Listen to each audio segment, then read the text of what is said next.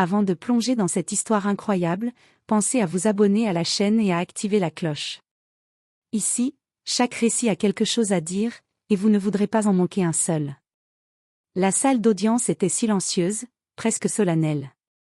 Les rayons du soleil traversaient les grandes fenêtres, illuminant les visages des curieux et des journalistes venus assister au procès d'un adolescent noir de 16 ans, Ethan Williams. Assis dans le box des accusés, Ethan fixait le sol, les mains crispées sur ses genoux, tandis que son avocat révisait nerveusement quelques notes.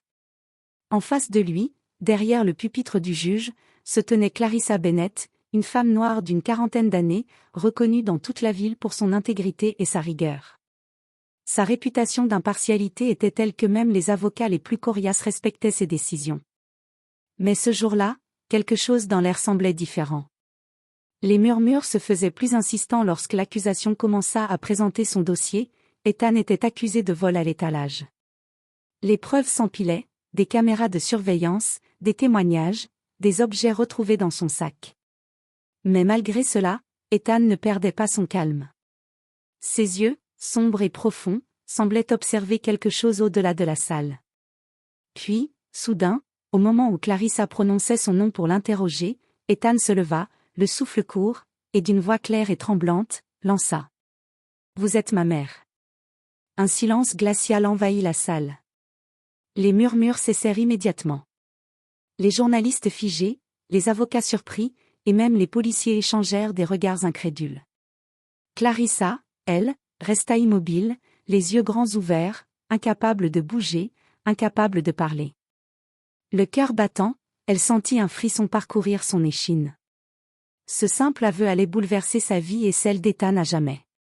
Ce procès n'était plus seulement une affaire de justice, c'était le point de départ d'une rencontre qui défiait le temps, le destin et tous les silences du passé.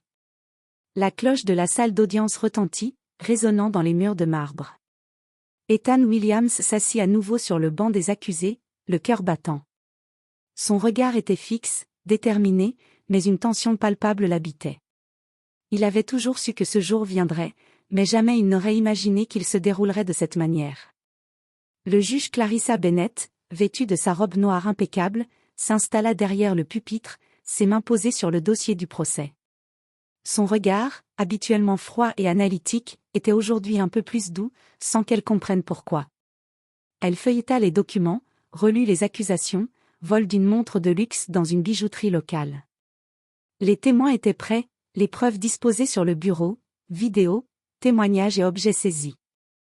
Ethan observa la salle, journalistes, curieux, policiers, tout le monde était là pour voir comment cette affaire allait se dérouler.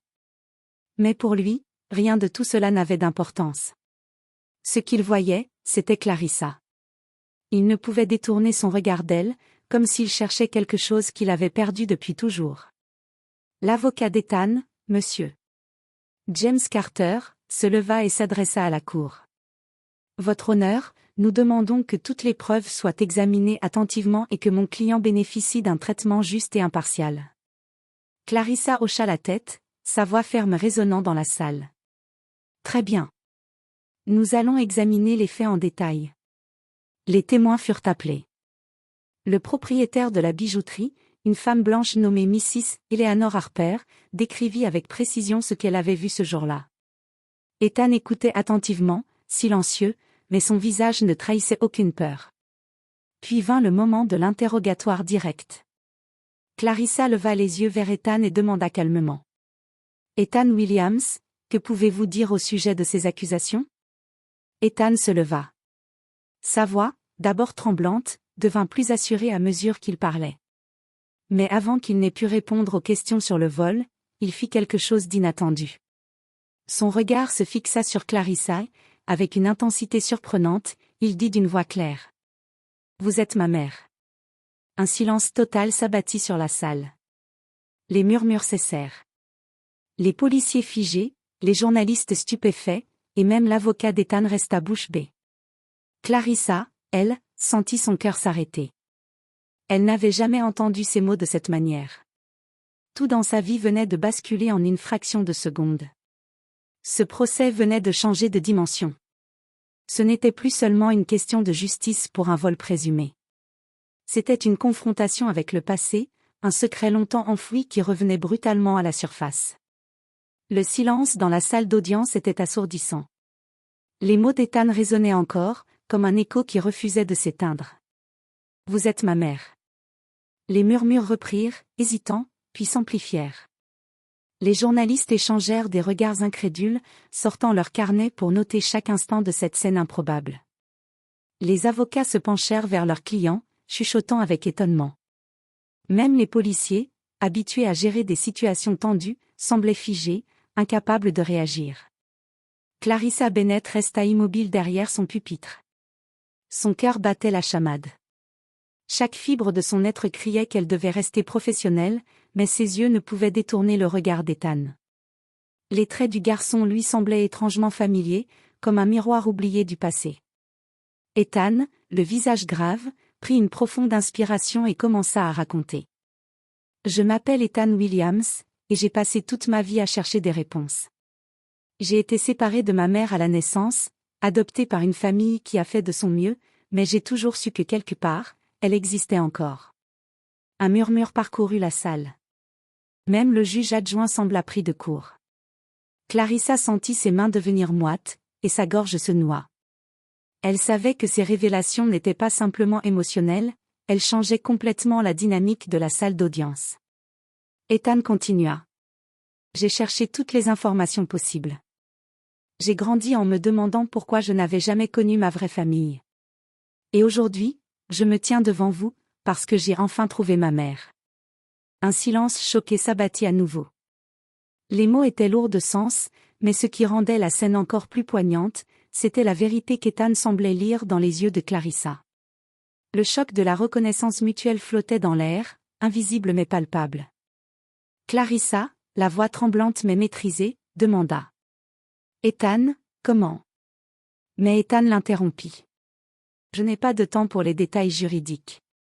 Tout ce que je sais, c'est que je suis enfin devant vous, et que je veux des réponses. » La juge sentit qu'elle devait agir avec prudence. La salle était désormais suspendue à leurs échanges. Ce procès n'était plus seulement une question de justice pour un vol présumé. Il devenait un point de rencontre entre deux vies brisées par le passé, une confrontation avec des années de silence et de secret. Le procureur et l'avocat de la défense se regardèrent, réalisant que la procédure habituelle venait de devenir secondaire. Même les témoins, qui attendaient leur tour, semblaient retenir leur souffle, comme si la salle entière comprenait qu'un événement extraordinaire se déroulait devant eux. Ce moment marquait le début d'une histoire bien plus grande que le simple procès. Une histoire de retrouvailles, de secrets dévoilés et de confrontations émotionnelles qui allaient transformer la vie de tous ceux présents dans la salle d'audience. Ethan respira profondément, sentant le poids de chaque mot sur ses épaules. La salle d'audience était devenue un théâtre de silence, où chaque personne retenait son souffle, consciente que ce qui allait être dit allait bouleverser toutes les certitudes. « Je suis né dans cet hôpital ?» commença Ethan, sa voix tremblante mais résolue. « Ma mère biologique, c'est vous, Clarissa Bennett.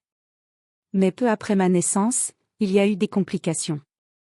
Vous étiez jeune, effrayé, seul face à un système qui ne vous aidait pas. On m'a retiré de vos bras et placé dans un foyer temporaire, avant que je ne sois adoptée. » Les yeux de Clarissa se remplirent de larmes. Chaque mot frappait son cœur comme un coup de tonnerre. Elle se souvenait vaguement de cette époque, d'un accouchement difficile et d'une décision qu'elle pensait nécessaire pour garantir un avenir meilleur à son enfant. Mais jamais elle n'aurait imaginé revoir ce visage, 2 décennies plus tard, dans une salle d'audience. Ethan continua, les larmes aux yeux, mais avec une force tranquille qui impressionnait tous les témoins. J'ai grandi en me demandant pourquoi je n'avais jamais eu de réponse. J'ai cherché des documents, des certificats, tout ce qui pouvait me ramener à vous, et enfin, j'ai trouvé votre nom. Je savais que je devais vous rencontrer, peu importe les circonstances. La salle entière était figée. Même le procureur et l'avocat de la défense, habitués aux drames humains, ne purent détourner le regard. Certains journalistes avaient les mains tremblantes, incapables de noter ce moment avec précision tant il semblait irréel. Clarissa, tentant de retrouver sa voix, murmura. « Ethan, je ne savais pas, je pensais. » Mais Ethan la coupa doucement. « Je sais ce que vous pensiez, et je ne suis pas ici pour vous blâmer. Je veux juste savoir pourquoi nous avons été séparés. Un silence pesant s'installa. Clarissa sentit une culpabilité vieille de 20 ans peser sur ses épaules. Elle avait pris une décision qu'elle croyait juste à l'époque, mais qui avait laissé un vide immense dans la vie de son fils.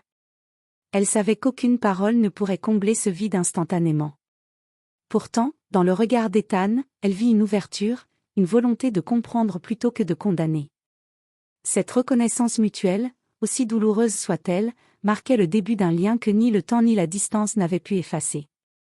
Et tandis que la salle d'audience retenait son souffle, il devint clair pour tous que ce procès n'était plus seulement une affaire de vol, c'était le point de départ d'une réconciliation longtemps attendue, une confrontation avec le passé qui changerait à jamais leur vie. Clarissa Bennett sentit son monde basculer en une fraction de seconde. Le murmure de la salle s'était transformé en un silence pesant, presque respectueux, mais son cœur battait à tout rompre. Chaque respiration semblait lourde, comme si le temps lui-même avait ralenti. Ethan la regardait, droit dans les yeux, avec une intensité qui la fit vaciller. Il y avait dans ce regard la douleur de 20 années de séparation, mais aussi une volonté de comprendre, de combler ce vide laissé par l'absence. Clarissa sentit les larmes lui monter aux yeux, mais elle se força à rester digne, consciente qu'elle occupait toujours le rôle de juge. « Ethan » murmura-t-elle, la voix tremblante. « Je ne savais pas que tu étais là, que tu étais vivant. » Ethan s'avança légèrement, comme pour combler l'espace qui les séparait, et dit doucement. « Vous êtes ma mère. Et je suis devant vous. Tout ce que je veux, c'est des réponses, et savoir si vous m'avez jamais pensé. » Clarissa se leva de son siège, incapable de contenir plus longtemps l'émotion qui la submergeait. Elle balbutia. « Je pensais toujours à toi, mais je n'ai jamais su comment te retrouver. » Dans la salle, tout le monde retenait son souffle. Les journalistes, les avocats, les policiers, même le procureur, tous étaient figés devant cette scène unique. Le lien entre ces deux vies brisées devenait plus fort que n'importe quelle accusation, plus puissant que n'importe quelle procédure judiciaire. Ethan fit un pas en avant et murmura presque pour lui-même. « J'ai attendu ce moment toute ma vie. » Clarissa, incapable de rester impassible, laissa enfin couler ses larmes.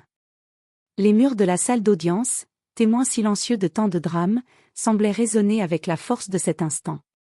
Les années de séparation, les questions sans réponse, la douleur et la culpabilité, tout se concentrait dans ce regard partagé entre mère et fils.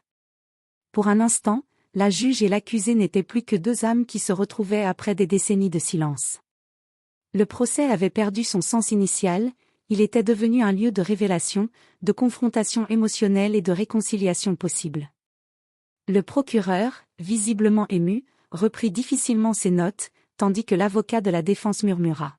« Votre honneur, peut-être devrions-nous suspendre la procédure pour l'instant. » Clarissa acquiesça lentement. Elle savait que ce procès, tel qu'il avait commencé, ne pouvait plus se dérouler normalement. Il fallait d'abord comprendre, accueillir ces retrouvailles et décider comment continuer avec justice et humanité. La juge Clarissa Bennett prit une profonde inspiration et frappa légèrement le marteau sur son bureau. Le son résonna dans la salle d'audience, rappelant à tous que l'ordre devait être maintenu, même au milieu du chaos émotionnel. Pour des raisons exceptionnelles, annonça-t-elle d'une voix tremblante mais ferme, cette audience est suspendue jusqu'à nouvel ordre. Nous devons prendre en compte des circonstances personnelles qui viennent d'être révélées et garantir un traitement juste à toutes les parties. Un murmure parcourut la salle. Certains journalistes échangèrent des regards intrigués, tandis que les policiers et les avocats réalisaient que ce procès venait de dépasser le cadre légal pour devenir une affaire profondément humaine. Ethan s'assit lentement, le cœur encore battant, tandis que tous les spectateurs commençaient à quitter la salle, respectant le silence qui régnait. Une fois que la salle fut presque vide, Clarissa se leva et demanda à l'huissier de conduire Ethan dans une salle adjacente, à l'abri des regards. Là, il serait seul pour parler, pour se regarder enfin en dehors du rôle imposé par le tribunal. La porte se referma derrière eux, et le monde extérieur disparut. Ethan regarda sa mère, le souffle court, les mains légèrement tremblantes. Clarissa, les yeux rouges et humides, tenta de trouver les mots justes.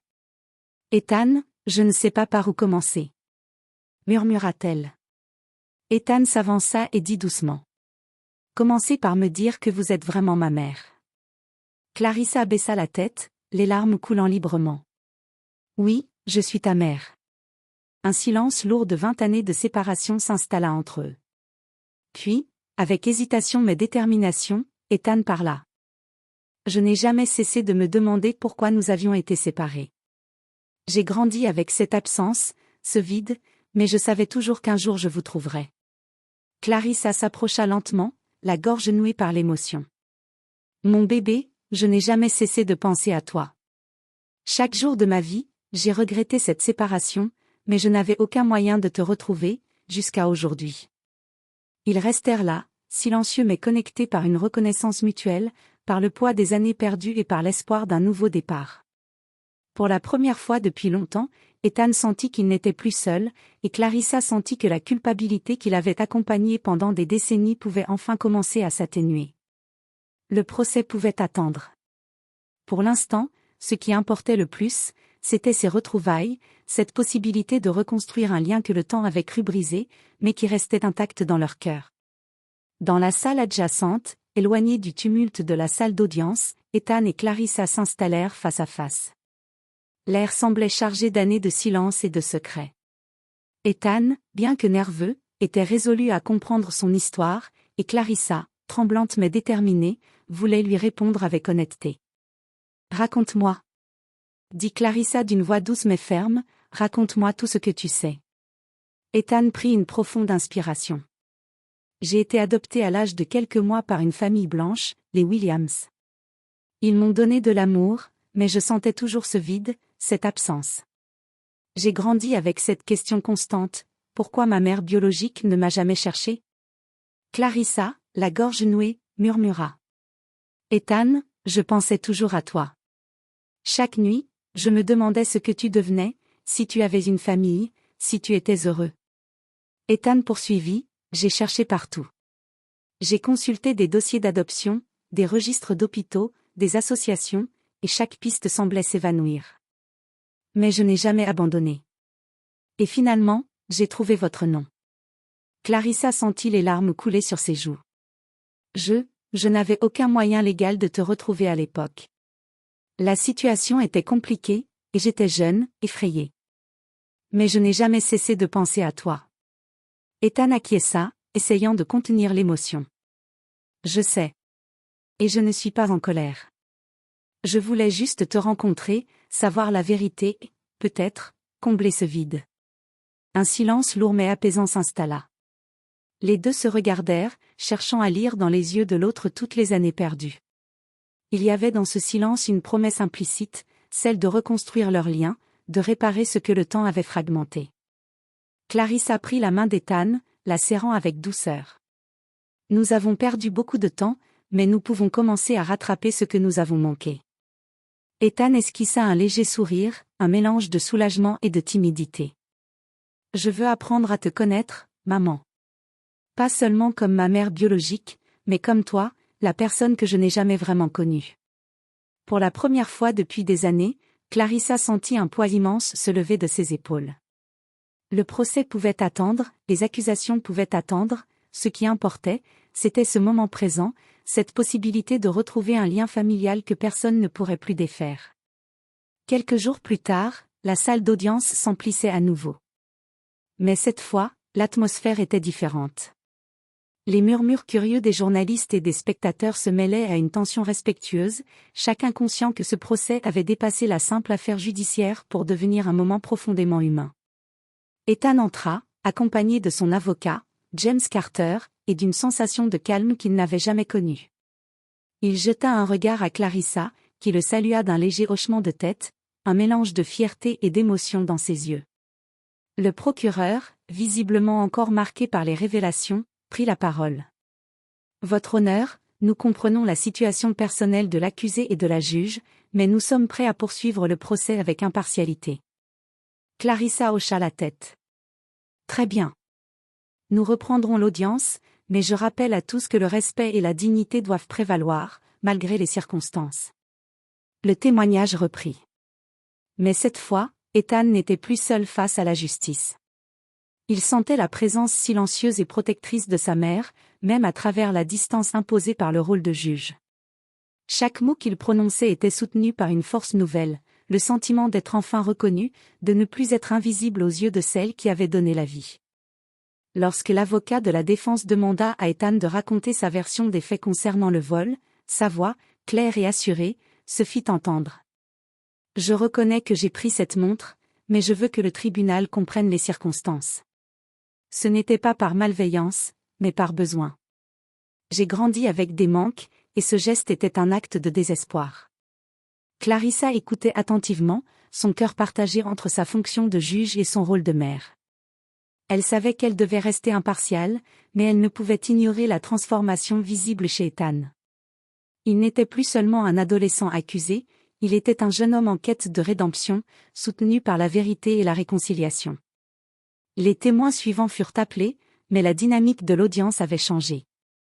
Les regards étaient plus attentifs, les questions posées avec plus de prudence. Chaque personne présente semblait consciente que ce procès n'était plus seulement légal, mais profondément humain. À la fin de la journée, Clarissa prit une décision importante. L'audience est suspendue jusqu'à demain. Nous devons réfléchir à tous les éléments et garantir un jugement juste. Ethan sortit de la salle, le cœur plus léger. Pour la première fois, il ressentait le soutien inébranlable de sa mère. Et Clarissa, bien qu'épuisée émotionnellement, savait qu'elle venait de faire un pas crucial vers la réparation d'années de silence et de séparation.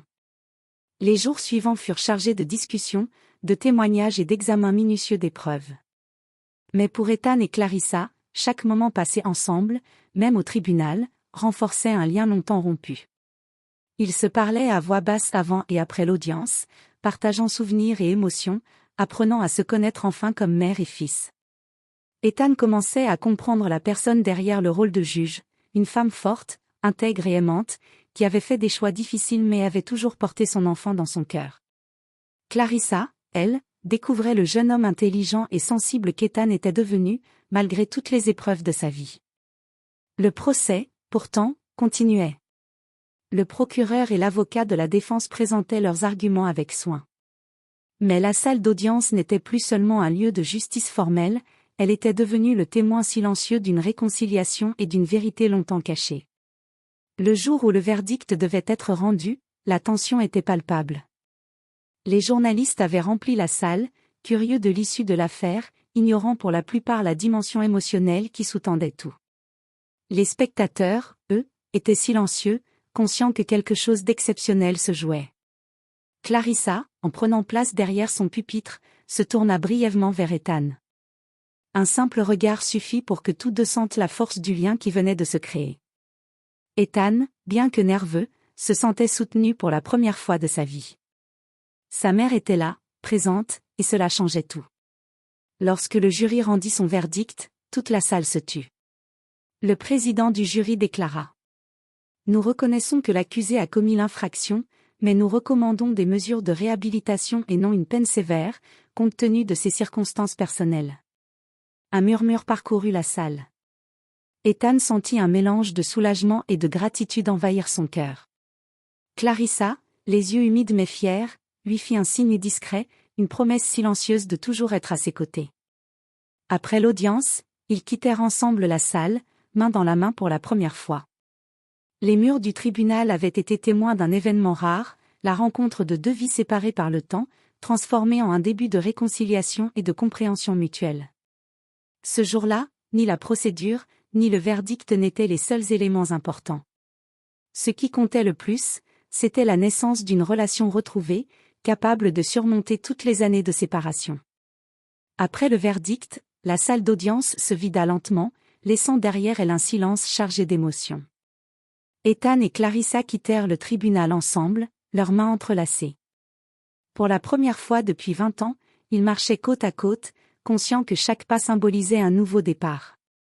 Dans les jours qui suivirent, ils passèrent du temps à parler de tout ce qu'ils avaient manqué, anniversaires, succès scolaires, petites victoires et épreuves.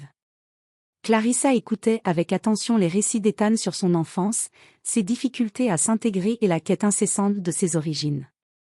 Chaque mot rapprochait davantage ces deux vies longtemps séparées. Ethan, lui, découvrait sa mère sous un angle qu'il n'avait jamais imaginé.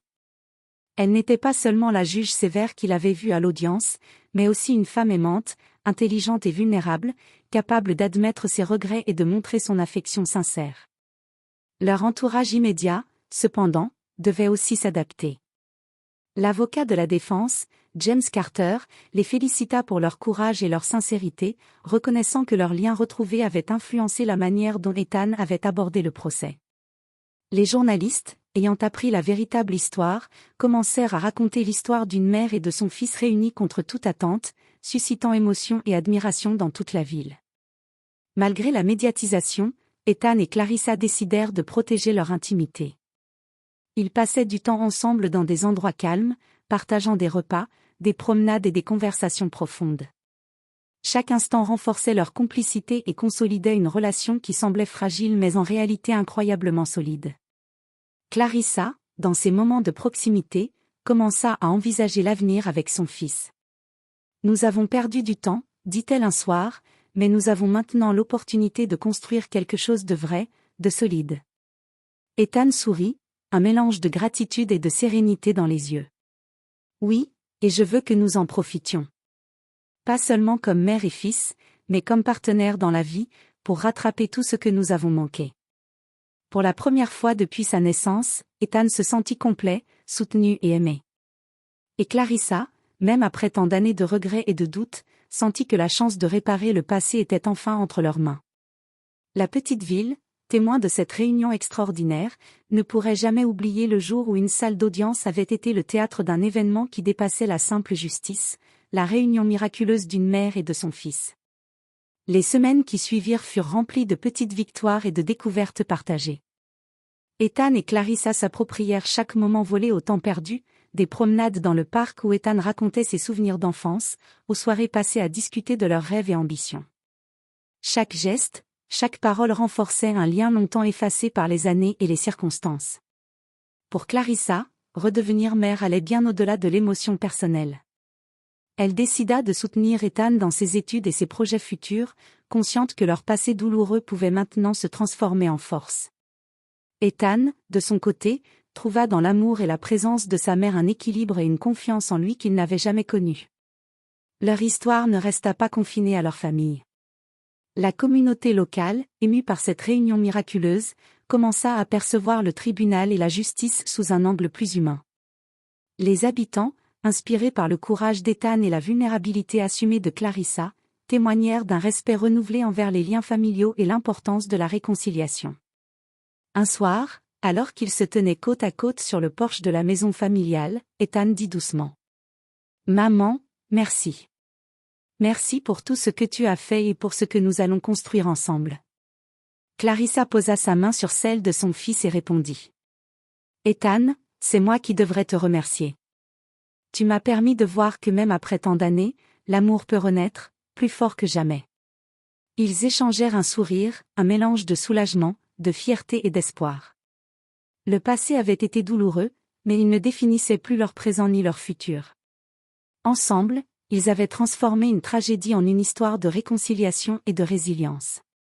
Dans cette petite ville, l'histoire de Clarissa et Ethan resta gravée dans les mémoires, non pas comme un simple procès, mais comme le jour où une mère et son fils se sont retrouvés, défiant le temps et les silences pour construire une vie nouvelle, pleine d'amour, de compréhension et de promesses pour l'avenir. Et tandis que la nuit tombait sur la ville, mère et fils, main dans la main, savaient qu'ils avaient enfin trouvé leur place l'un auprès de l'autre, prêts à affronter tous les défis à venir ensemble.